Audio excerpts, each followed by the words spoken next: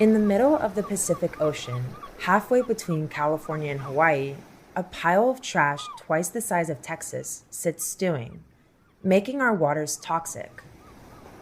Greenpeace says this patch of plastics, which then breaks down into microplastics that contribute to climate change, gets bigger by the minute.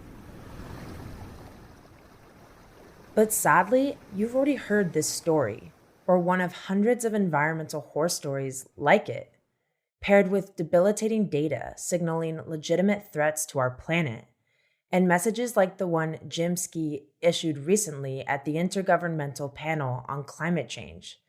He co-authored the panel's annual report and told us, "It is now or never to limit global warming." Sounds like we're deciding never. The UN Secretary General paints a really grim picture saying, quote, "We are on a fast track to climate disaster."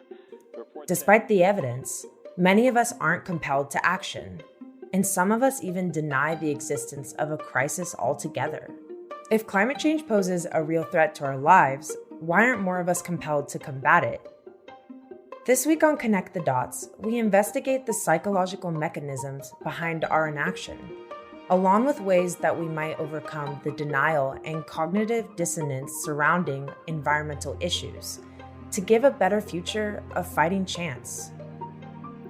We're joined by psychology and environmental studies professor Susan Clayton, who co-authored a major study on the subject with the American Psychological Association, and by Kate Melges, an oceans campaigner at Greenpeace USA who works to end the flow of plastic pollution. I'm Sydney Fishman, and this is Connect the Dots from Odyssey.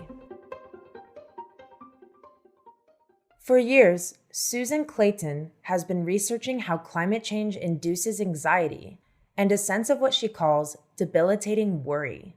She's even developed scales to measure the impact of climate change on an individual's anxiety.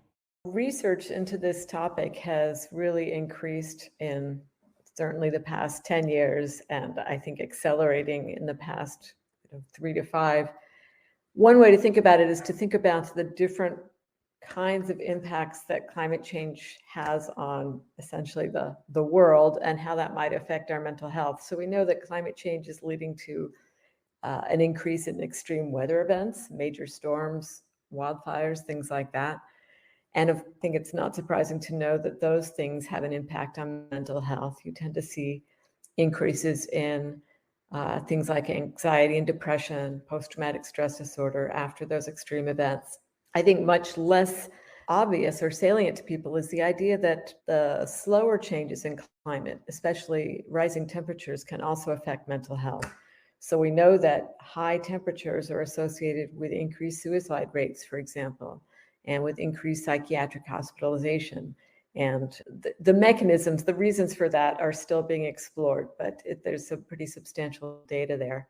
And then a third kind of mechanism that you might be thinking about is just the anxiety and stress associated with thinking about climate change. And although that's not by itself going to lead you to have a mental health problem, it is a source of stress that can contribute to the threat to your mental health. The 2022 IPCC report revealed that despite the efforts of climate activists, disruption caused by climate change impacts the lives of billions of people globally, and that the people and ecosystems with the least amount of resources to manage these disruptions are being impacted the most. And while the report states we could halve emissions by 2033 to improve the outlook of climate change, some will likely continue to ignore the issue. Are there any more psychological mechanisms behind this besides denial, or is it mainly just denial? There's definitely other mechanisms. As I say, sometimes people just don't know, they don't understand. So it's a difficult topic to deal with kind of just in terms of how we make sense of it. Even the best climate scientists can't tell you exactly what's going to happen and exactly when it's going to happen. There are, of course, very complicated models that are being used to make predictions. So this may just feel to people like, well, we don't really know, so why worry about it? We also see quite a lot of political polarization, especially in the United States, and that's also can affect the way people respond to climate change. In a 2021 study, the Pew Research Center said not many Republicans or Republican-leaning supporters expressed deep concern about addressing climate change. There's a lot of research that shows that which political party you belong to is a very important predictor of what you believe to be true about climate change. And surprisingly, it's even more important than how much education you have. So people want to kind of endorse the attitude or the perspective that's associated with the political party they belong to. And we've seen this in a very unfortunate way because historically, no one political party has owns environmental issues, and there have been a lot of positive environmental policies enacted by Republican administrations. But you definitely see people deliberately choosing to make it a political issue in some cases these days. Nearly a decade ago, Clayton wrote a piece for Psychology Today referencing a hypothetical psychological tipping point at which the world might actually start to take climate change seriously, regardless of their politics. We asked if she thinks that tipping point exists now.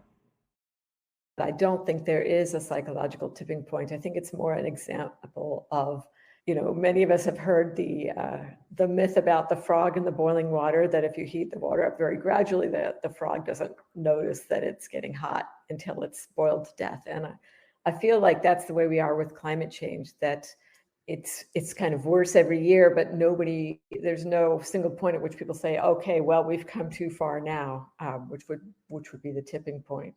And while many of us do care and acknowledge climate change, we aren't actively thinking about it in our everyday lives. What's the psychology behind this phenomenon? And there are several reasons for that. One of them, of course, is our emotional protective tendencies. So we don't want to think about depressing topics. We have a very impressive ability to engage in denial and just not think about things that are scary or depressing. And that's part of it. I think a large part is also that, in a sense, we are programmed to focus more on current events than contemplation of the future. And when you think about it, tens of thousands of years ago, people didn't have to worry about the future that much because they didn't live that long. So we tend to focus on the more immediate decisions we have to make. And when it comes to climate change, I think most people don't see an immediate action to take, and they just think, well, somebody will figure something out. And then a third thing that's going on, which I think is really important, is that we kind of operate on autopilot. We do what we've always done. We look to see what other people are doing, and they're more or less doing what they've always done. So we have other things to think about besides climate change, other more immediate goals, and we let those continue to kind of direct our lives without taking the time to think, but wait, if this climate change is really happening, maybe I should do something differently. Kate Melges has worked as an oceans campaigner for Greenpeace for more than 10 years. The organization, founded about 50 years ago, does not accept any funds from corporations or governments. So we really can speak truth to power. We have no permanent friends, no permanent enemies. At Greenpeace, Melges is no stranger to action paralysis. I mean, I myself get overwhelmed, and I absolutely have seen people that's such big things that we're talking about and that we're dealing with and up against every day. It is really hard to not get overwhelmed, and especially over the last, 2 years with the pandemic, and just has really put things into perspective. There's so much going on, but try to show people that their voice matters, and there's a lot of ways that they can contribute aside from just from lifestyle changes, pushing on corporations, talking to your elected officials. There's a lot that people can do, and it's not going to require all of us to do everything, but a lot of us to do a lot of little things. But there's hope, and looking at the younger generation, the kids that are coming up today, how inspiring they are and how motivated they are to act, because their future's on the line. That is what gives me hope. Recent natural disasters have increased interest in the population's commitment to climate change efforts, especially Hurricane Ida, which slammed the south and east coasts of the U.S. last year. Disasters like these make the impact of climate change painfully obvious, especially when people are harmed and even die from them. I think with a lot of the recent natural disasters, and as we're starting to see more extreme weather, climate events like the deep freezing temperatures in Texas, the heat wave in the Pacific Northwest, last summer, the increase in hurricanes, I think people are starting to see climate change in action. They're starting to see the effects that the warming of the planet is having. Apart from natural disasters, geopolitical events have drawn our attention to the use of oil and plastics. In response to the Russian invasion of Ukraine, America stopped importing oil from Russia. White House spokesperson Jen Psaki recently remarked that the ongoing war supports the U.S. efforts to extract more fossil fuels from out of the ground and in our own country. And according to the proceedings of the National Academy of Sciences, the COVID-19 pandemic led to an increase in plastic use, largely fueled by the demand for single-use plastics. Plastic is made from fossil fuels. Most plastic comes from oil and gas. We know that, Russia is a large oil producing country. Oil is always tied to some really, just not great things. I think there's a bit of a connection, I think, with COVID. We weren't sure, like, how does it spread? What happens? Like, where could we get COVID from? And there was a lot of science around single use and disposable kind of being the way to go to protect ourselves from the virus. And we did some research and found that the plastics industry was actually using some misleading science to help bolster profits and increase plastic usage. We saw a lot of, supermarkets and retail stores roll back, and cities and states roll back their plastic bag bans during the pandemic. There was just a lot of fear how and when you could contract the virus, and really saw some industries kind of take advantage of that. Another legitimate reason people may feel overwhelmed when attempting to take action against climate change is that the most necessary changes must come by large industries and institutions. There's only so much we can do as individuals. Yes, we can limit our usage of cars. We can limit, bring our own water bottle someplace to fill it up, but that does make a difference. But at the end of the day, we need huge systematic change. And that is going to take from, companies and governments completely changing the way that we get our energy, the way that goods are delivered and packaged to people around the world, the way, transportation is.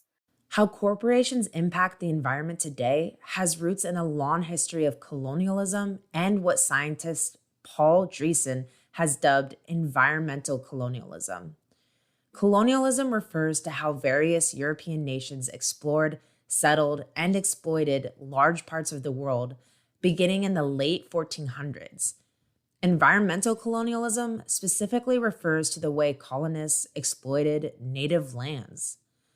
Examples of the impact of colonization on the environment include the introduction of invasive species and diseases, environmental hazards that have largely impacted Black and Brown communities, who often have less resources to defend themselves against environmental degradation. The term colonialism made it into the IPCC report on climate change for the first time this year.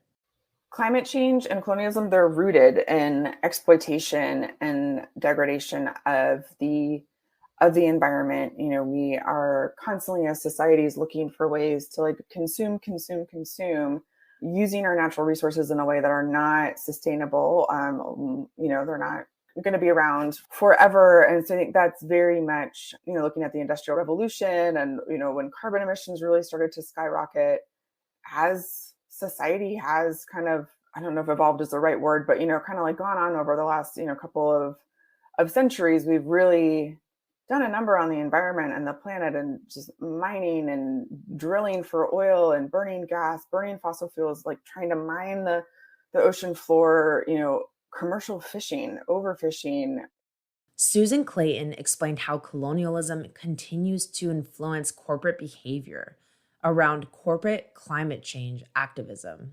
Yeah, I'll interpret colonialism, very broadly as the sense that by the developed world, mostly the Western world, that they can take whatever they want from the developing countries and kind of impose their own ways of life on them. And I think even now we can still see this, interestingly enough, some of the ways in which we try to address climate change. We might say, well, we need to plant, 1 million trees, and planting 1 million trees is a good thing. But some of these programs might involve planting the trees abroad in developing countries in ways that maybe the people who live there are not sufficiently consulted about what kind of trees and where should the trees be. Though Clayton didn't reference the company directly, online retail giant Amazon announced this month that it would plant at least 1 million trees in an effort to mitigate its significant carbon emissions. Melges said Coca-Cola also recently took a step towards being more environmentally responsible this year by establishing a reusable packaging target. Unfortunately, they don't have plans or any commitment to reduce the amount of single-use plastics. Melges said these corporate moves to address climate change are necessary to improve our planet's outlook moving forward. For our plastics work, we are calling on consumer good companies, retailers, the big brands, so like Coke, Pepsi, Nestle, Unilever, Kroger, Target, Walmart, all of those companies to phase out single-use plastic packaging, get rid of it, and very quickly move towards system of reuse and refill and packaging free options, move away from recycling as the solution. Recycling is definitely part of the solution. And so we really need to see companies just transform the way that they are doing business and stop focusing on false solutions. We need to stop plastic pollution at the source. I think about, if you came home and your faucet was running and it was just leaking all over your house, your sink is just, exploding water everywhere. You wouldn't immediately go and get a mop and just start cleaning up the floor as the water is coming out of the faucet. You would turn off the faucet and then start to deal with cleaning up all the water from everywhere. When thinking about climate change, it often feels dire and sometimes even too big to handle. But the average person can do simple things to manipulate the behavior of large institutions. Melges thinks more people are beginning to understand the scope of the climate crisis. 10 years ago, I think folks are really starting to realize it's not a partisan issue. It's a global issue. It's an issue that everyone is going to experience. We already are experiencing it. We are, on a trajectory that is not looking amazing unless we take some drastic measures like pretty soon, and hopeful that we will be able to do that soon. But the only way, we're going to be able to do that is if people speak up and contact their elected officials, contact companies, and really start demanding change. And that hope lies not just in thinking everything will turn out okay, because I think that's sort of blind optimism, which is different, but hope that's based on the idea that there are possibilities, there are potential things that each of us can do. And there are a lot of people who are working on this issue. And I find, to me, that's a really powerful source of resilience, is thinking about all the other people who are trying to make a difference. So even if on any given day or any given week or even in a month or a year, we don't get done what we had hoped to do, I still have hope because I know those people are continuing to work on it, and that, I can be part of that initiative. This episode of Connect the Dots was written and produced by me, Sydney Fishman, Lauren Berry, and Dempsey Palat, with editing by Cooper Mall and additional editing, mixing, and mastering by executive producer Mallory Somera. Subscribe to Connect the Dots and listen to past episodes by heading to the Odyssey app or wherever you get your podcasts. From KCBS Radio in San Francisco, I'm Sydney Fishman. Thanks for listening.